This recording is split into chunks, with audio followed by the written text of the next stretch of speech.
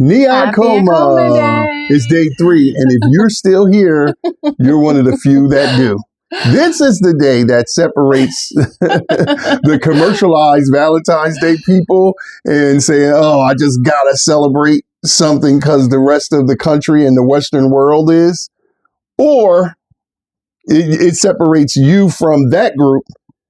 And now you're in the group of the people who are really looking for something that is tangible, something beyond the superficial, something beautiful, something that has real depth and meaning, and something that we can utilize to really, really impact the quality of our relationships. So we welcome you to this third day, and we start off with our virtue, and the virtue is? The virtue is faithfulness. Yes. Faithfulness in a relationship is strict duty, allegiance, and loyalty. To be truly devoted, you must first believe in your purpose and then hold steadfast to that belief. You must first be worthy of trust and belief yourself and offer that to your partner. To be faithful is one of the greatest characteristics in a loving relationship. Loyalty and devotion drive the faithful partner to hold steadfast to their commitment of love. The Akoma couple is faithful in the face of today's many challenges. They're clear that mental focus, duty, and faithfulness are synonyms of life expressed best in unity. Resolute Akoma truth will control our lustful greed, petty insecurities, and help us remember that our vows are really to God about the commitment of our partners before the witness of all others. Therefore, only a beforehand mutually agreed upon decision and or death should break the faith of a couple's love. We must live out love in action, or else it is espoused faith without works. That's very powerful. I mean, I think today this is such a big thing because faithfulness is synonymous with fidelity. And we live in a time with such infidelity and immaturity, and it's synonymous with trust, which is what both people on the sides of the love court are looking to verify. Can I trust this woman? Is she loyal? Is she presenting the truth about who she's saying she is? Can I trust this man? Will he have fidelity? Will he be monogamous? Will he be a cheater, right? This is what we see a lot. This is what people are vexed with. And I think building that faithfulness in purpose, in culture, in commitment is going to take a communal effort. It's not going to be one couple or one person who just exhorts their will and say, I'm standing up and I'm righteous. It can start that way, but we have to normalize again the idea of fidelity, the idea of trust, the idea of faithfulness, and that's going to take a collective effort. So salute to all the people who are out there. And, you know, our voices sometimes are not as loud as the noise.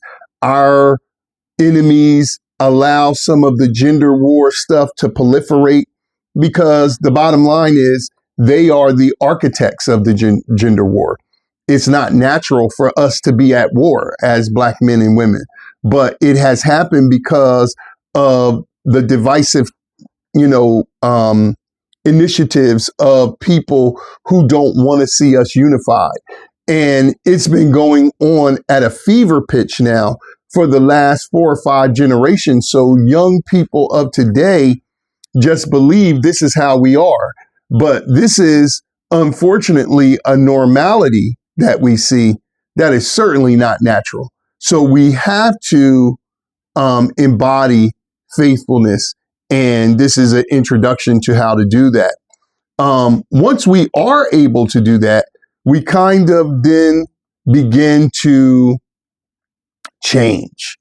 And the principle that goes with faithfulness in Akoma Day and Day 3 is unified transformation. And this writing here says unified transformation in an Akoma relationship represents joint change for the benefit of each other. Ideally, the unified work of the man and woman transform the individuals into a unified one in thought, speech, and action. For example, the separate partners Montsho and Nwasha become the new being called Nwasha. And if you follow us on social media, particularly Facebook, you will see that our main page is called Nwasha Edu, right? It's a combination of the word Montsho and the word Nwasha. But it says here, today we foolishly cling to the false belief of being separate while in a relationship, when in fact it was the relationship of two that transformed energy to create us, a newly birthed one. And so what this is saying is that you can't be an individual you could be an individual in identity, but you can't be an individual in functionality within the relationship. And that's a thin line for us of understanding, because so many people are fearful of losing their identity. But then you have the lion's share of the people. The issue is they don't really know how to unify. So within the relationship, there's a knee-jerk resistance to anything that seems like a unified effort, because we believe on a deeper level, this is changing who I am. But it doesn't change who you are.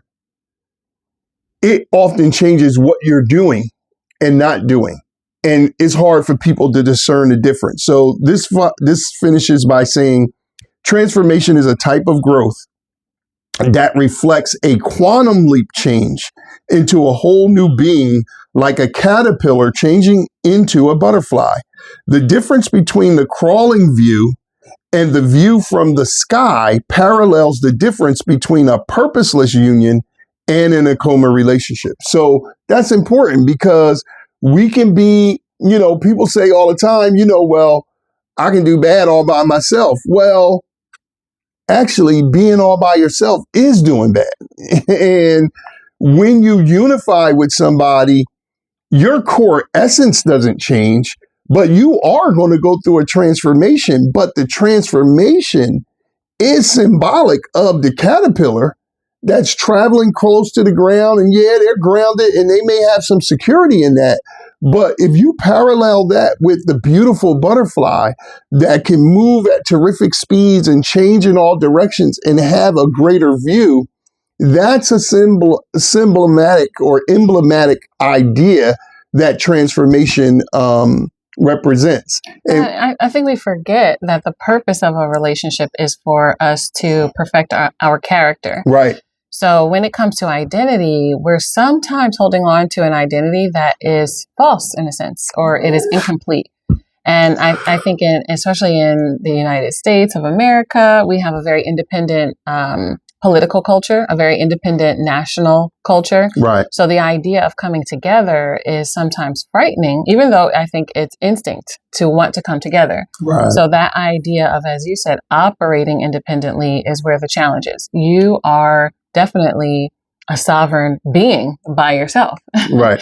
And it is also in union that you actually even know yourself better.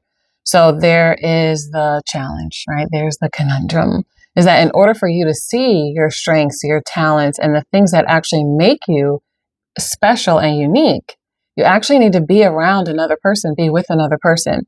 So this is something that we're not taught. We're taught the fearful aspect of if you could possibly lose yourself.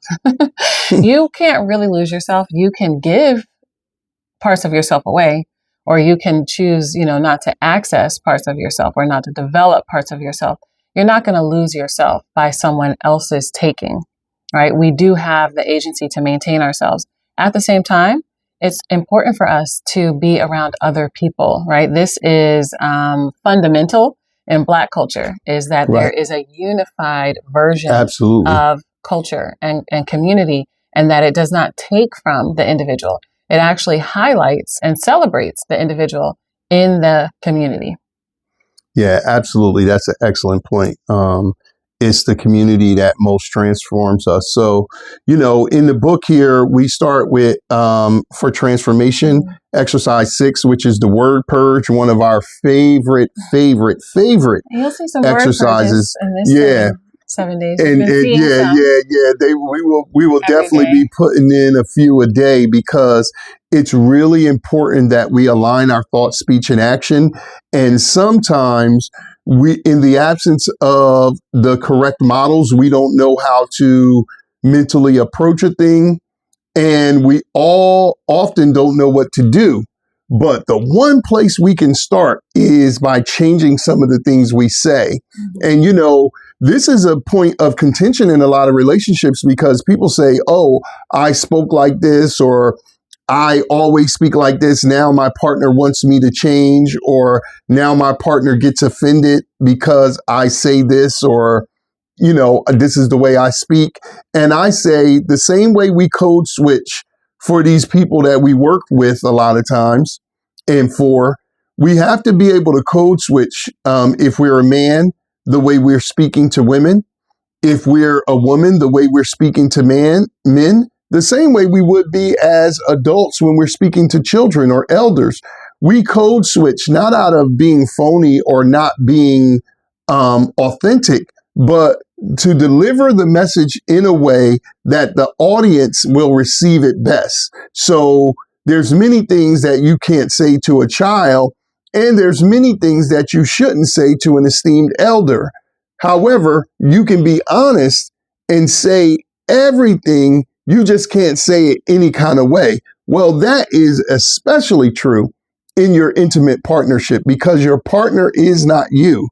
And we really specialize in helping people bridge the gap of men talking to women in a women's style, or in a style that women can receive, I should say, and women talking to men in a style that they can best receive, so that we can get our communication handled in the way that we need it handled. So, we talk about in this exercise, probably my biggest one that I'm on a crusade for is Black people stop saying the word romantic.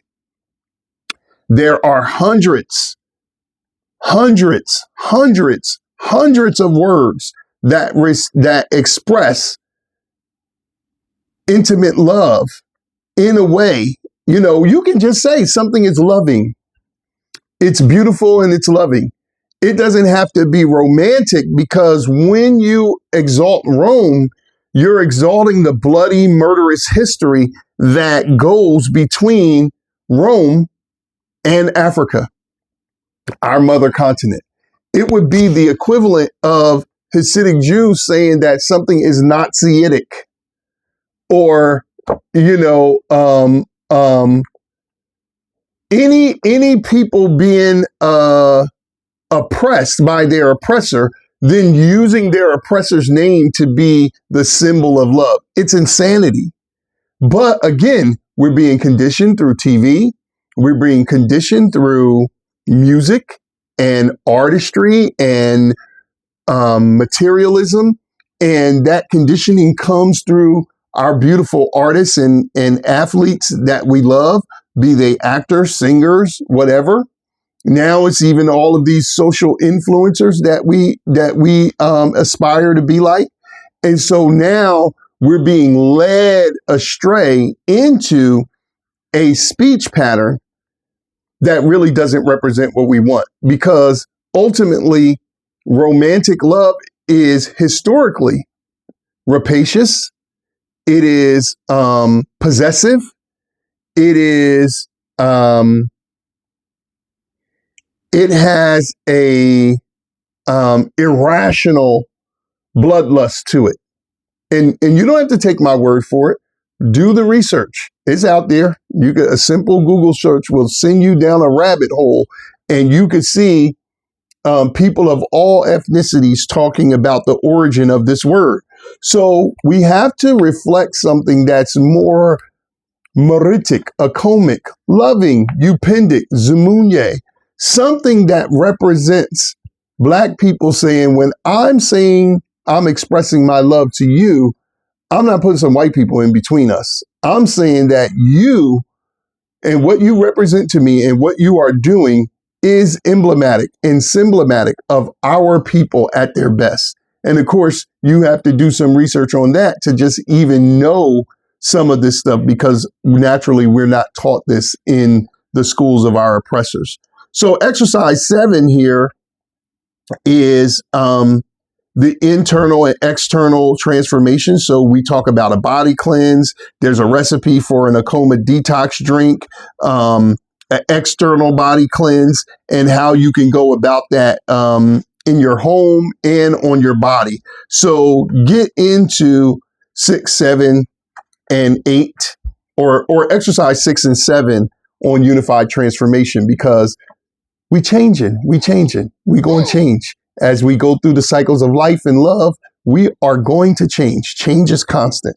So unified transformation, going with the virtue of faithfulness. So I love it. So stay tapped in. Akoma. This is the real. Hope you're having an amazing. This is the time that separates those who do and those who don't. Those who do Black love and those who don't, for real. So if you're still holding on, much love and respect to you. Bless your heart, and we're happy to serve. And hopefully, willfully, we will see you as we progress through this day. Akoma. Akoma.